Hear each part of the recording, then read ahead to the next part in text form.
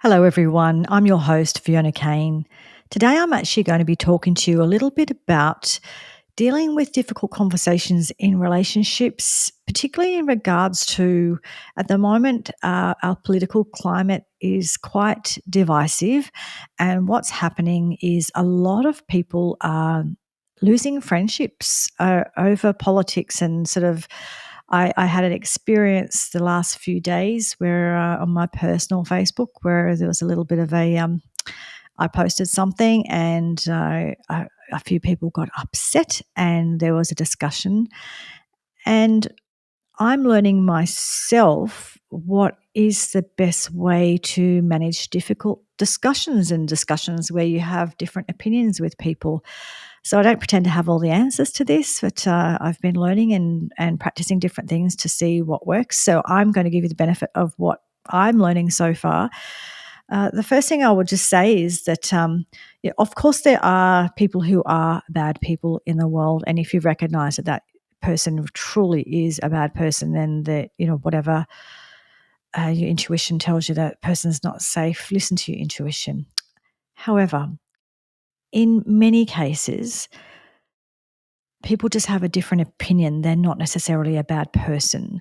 And what we do is we paint in our mind that person to be a bad person or some sort of evildoer just because they have a different opinion to us. And we make a whole bunch of assumptions about that person's character based on one thing they say or one thing we know about them. And that's really sad because then the truth is you don't actually know the truth about everything that person believes and thinks and who they are. And this kind of thing ruins friendships. It certainly has done for me. I won't go into great detail, but I have a friend who was been my best friend for the best part of 40 years. And this person seems to now be really angry at me. And I have reached out in the past, and this person is just not willing to talk right now, which is fine. I respect that. I respect that person's boundaries, that they're not willing to talk. However, on my Facebook post, this person started being quite snarky and a bit mean and not kind at all. And I just felt like that was just really sad, and it's not a really useful way of managing these things.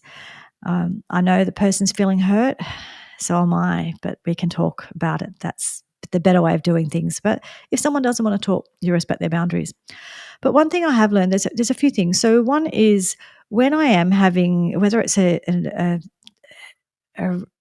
discussion, debate, I just like to call it a robust conversation, really. I don't see it as fighting. It doesn't have to be fighting. It's just, I believe in free speech, and I believe that things get better when we can actually have conversations, right? Because we get to understand each other more, and we also get to understand each other's positions even more, and we learn. So it's not a bad thing having the ability to have conversations, and we need to have difficult conversations, and we're all afraid to because we're all being sort of cancelled for doing so. And I understand. You put your head up and someone tries to smack you across the head sideways. It's kind of the way the world is right now. It won't get better, though, if we stay more silent. It will get better when we all stand up and say, no, actually, we need to have conversations. So one thing I've learned, or some boundaries that I've put in place in regards to this, because I know the more I put myself out here in the world, the more I'm going to get. I will not engage with anyone who is just having a go at me personally. So anyone who's calling me names or using any derogatory language or just being nasty and not trying to have a conversation, I just won't engage. I just don't. I just don't see the point there. That person is not approaching you in good faith. And if someone doesn't want to have a good faith discussion, I am not interested. So in my opinion, it's about the topic. When you're having these discussions, it's about the topic. It's not about the person. So it's not a chance to say, oh, you're this, you're that, you're all the names. It's an opportunity to have a conversation about the topic at hand. And so I only engage with people who will engage me on the subject matter and who do it in a decent way. Otherwise, I just won't answer their questions, won't reply to them, will not engage at all. And I've made that clear on my post as well. It's like, no, I'm not going to engage with anyone who. So the people who came straight out of the gate and were abusive or mean towards me, not having that conversation. But anyone who wants to have a discussion, I'm happy to do that. So that's the first thing I would say. Don't engage in that sort of thing. You only want to have these discussions with people who are willing to have the discussions in an open way and in a good faith manner.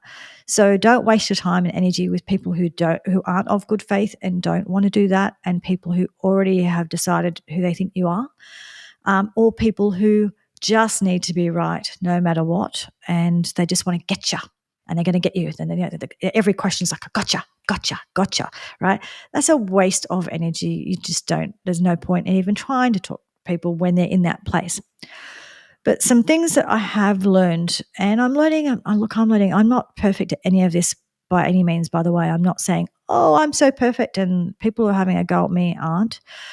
This is being a human being is challenging, and in this world it's challenging, and in this online space and with this political climate it's even more challenging. So I'm just trying to figure this out myself. So one thing, a word that has come up for me a lot lately in my life is the word curiosity. And and I'm just looking here at the definition of curiosity, and it's a quality related to inquisitive thinking, such as exploration, investigation, and learning, which is evident in humans and other animals. I would say that we need to go back to curiosity. We need to explore our curiosity yet again. Children have it. Why? But what for? Why? Yeah. But as adults, we often lose that, and we get to a place where we feel like we know everything, or we decide what we believe about a particular political thing, and we just, oh, okay, that's fixed now. I believe X, Y, whatever it is, right? And that's not healthy. I think it's actually worth having curiosity. So curiosity about your own. So if I'm kind of thinking, oh, I believe such and such, and because a lot of the things I talk about are controversial and people don't agree with them, I constantly go back to myself and say, like, why do I want to say this? Why do I believe this? Is it true? Or is it true as much as I can clarify and confirm that it's true? And I keep just going back to myself and having that conversation. So I try and stay curious with myself. I don't get that perfect all the time either. This isn't, I'm just being honest. But the other thing I do is I try and have curiosity about what's going on with the other person and why they're talking to you the way they are. Now, it does not mean you need to engage with that person. If someone's behaving in that way, I won't engage with them. However, I can think about, oh, what's going on for that person? Why are they doing this? Now, I'm not talking about the trolls that are doing death threats to J.K. Rowling and that sort of thing.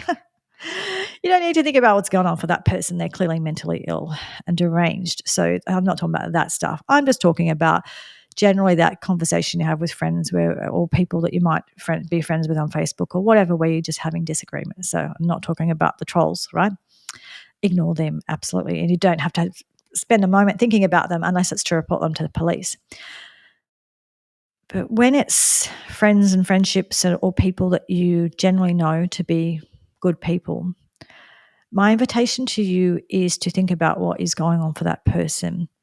And I went to look it up because I was learning recently about different ways of having discussions and different methods, and this method does have a name, and so sorry I've forgotten what it's called. Someone in the YouTube or Rumble chat might know and let me know. But I see it in if anyone's ever seen Peter Boghossian's YouTube and Rumble, he does what's called street epistemology, I think it's called, and he uses this. So what essentially he does is he maps out on the ground. I'm not telling you to do this, but he maps out on the ground, agree, disagree on opposite sides, and then all of the in betweens. Strongly agree, slightly agree, neutral, right?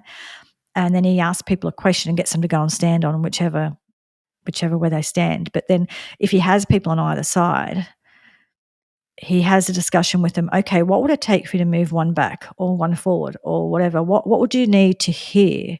What would you need to know? What would you need to hear to move one step forward, one step back, whatever? But the other thing he does is he has the people, if you've got two people, one's in the strongly agree, one's in the strongly disagree, he gets them to verbalize what they think the other person's argument is. So an example would be, I don't know, one this isn't what I was talking about the other day, but I'll just give you an example.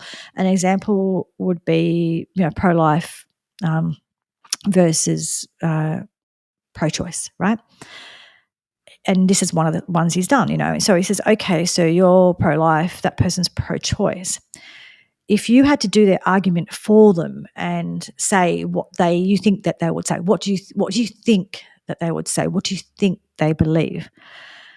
And it's a really good thing to do because it actually makes you think, okay, so why is this person over there with this opinion? Why? Rather than just think this is a stupid person, you think, okay, what are their feelings behind this? And not just feelings, but what are their thoughts? And thoughts more than feelings. Actually, the problem is we do too many feelings and not enough thoughts in this. It's like we just have this trigger where it's all about our feelings, rather than thinking, okay, what is that person thinking? What is their argument for this? What would be their best argument? And then he gets them to present to each other, oh, look, I think that you would believe this because you probably this religion or you believe in, whatever it is. But they go through the reasoning they think that person would have for having their position. And then they do it the other way around where the other person says, well, I think you believe that because you believe this, this and that. Now, sometimes they're wrong and sometimes they're right. But if they're wrong, then they get the clarification. That's no, actually, the reason I really think it is because of this. And what happens? Well, then the people on either side get to learn what is underneath the person's position, what their thoughts are, and why they're thinking this way. Now, you may still completely disagree, and you may never agree. But if you do understand where someone's coming from, I think it is really, really useful. Because if you understand where someone's coming from, you can find their humanity. And you will find in most cases, most people are actually coming from a good place, a well-intentioned place. Now, whether or not that intention pans out in a good way or not, that's a subjective thing you can decide. Well, sometimes it's not. But anyway, that's a whole other story. However, you can understand where the person's coming from. And so I invite you, if you have a strongly held belief that's different to somebody else, then ideally have a conversation with them. But a good way to do it is to be able to say, hey, let's play this game and let me guess what I think your position is and why. And in a nice way, not in a nasty way. Not, oh, you're some so this person, that sort of, right wing, left wing, blah, blah, blah. Not anything like that, but just simply, I think that you believe that because this, and that, right? Same the other way around. That person will say, well, I think you believe that because of this, and that. And then you get to find out, is that true? Is that not true? Is there something else behind it? What are you missing? What don't you know? And if nothing else, you will learn something, and you'll probably learn the other person is a human being and they're well-intentioned. And in a lot of cases, sometimes you might change your thoughts about something, you might change your mind about something, but sometimes you might just simply agree to disagree. But you can do it in a more respectful way because you understand the person is well-intentioned. They just think differently to you, right? They have a different way of thinking or a different value system, whatever it is. However, when we do this, we can understand what someone's thoughts are. Instead, what happens is we see one word, one thing, and we're triggered and we're angry and we just like, oh, that person is just a horrible right-wing extremist, or that person's a silly lefty, whatever, or whatever it is, whatever the argument is. And we take away their humanity. That's what you do when to be able to do really cruel and awful things to people, like the things that happen in wars and stuff like that, you have to actually take away someone's humanity. And this is the first step to it, where you take away someone's humanity. Oh, I don't have to listen to that person because they're just a insert whatever the insult is, right? And it's not healthy to take away people's humanity. And I think that the more we take away humanity of each other, the higher risk we have of more and more violence occurring, because when you dehumanize people, that's the direction it goes in. And I don't think there's a need to dehumanize people. Most people, not all people, but most people, especially generally the people in your friendship groups, are usually well-intentioned.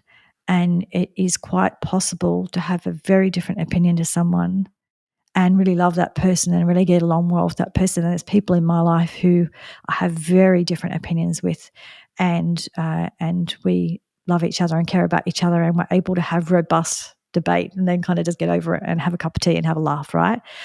And that's a useful skill to have in life if we can do that.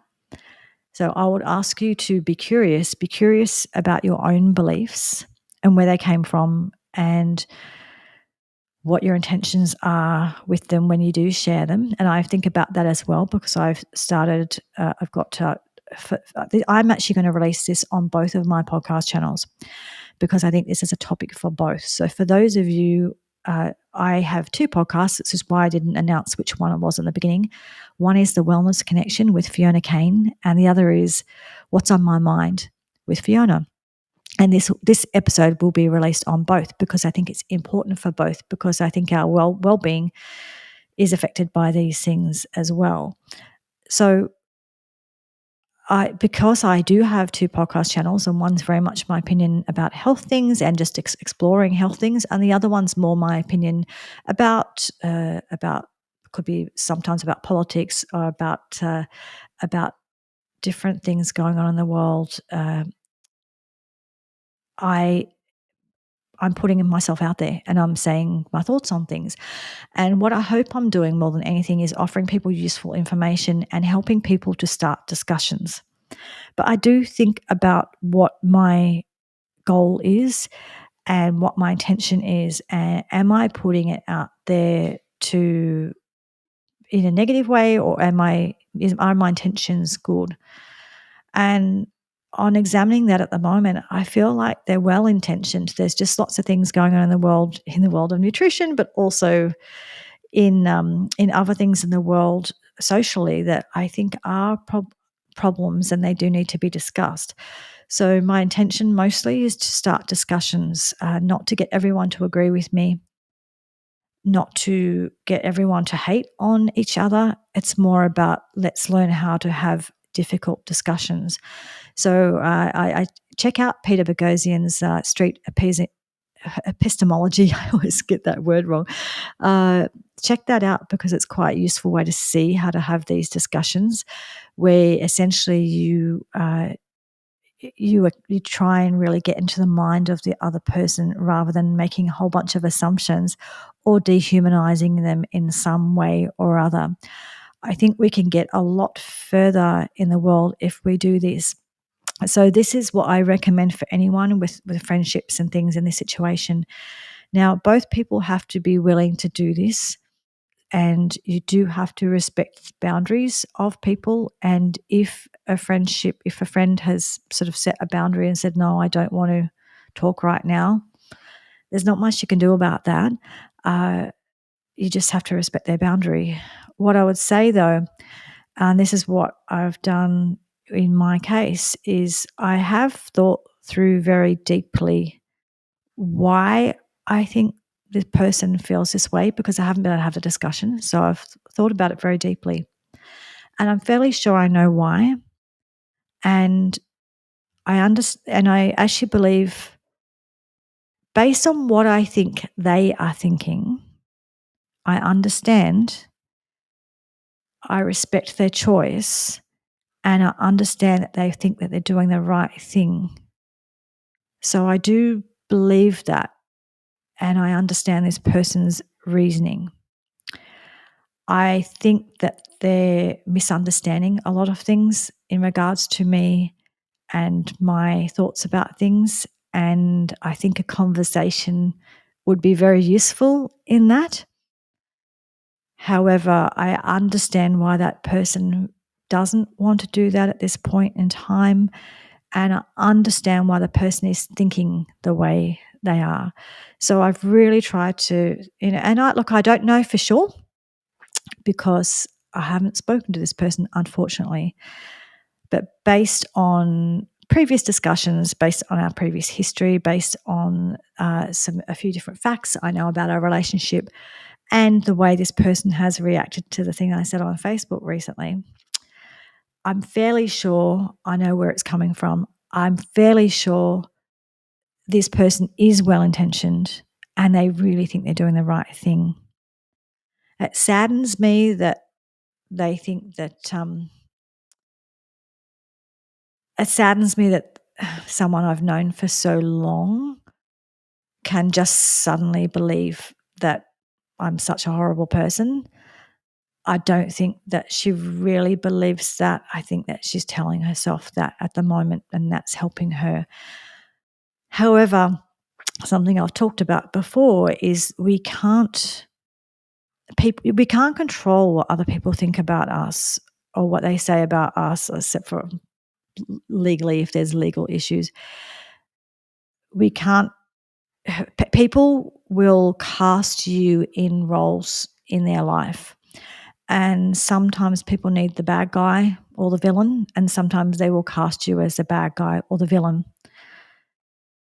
I recommend that you don't just try and fit into that because you've been cast that way, but also you've got to be true to yourself.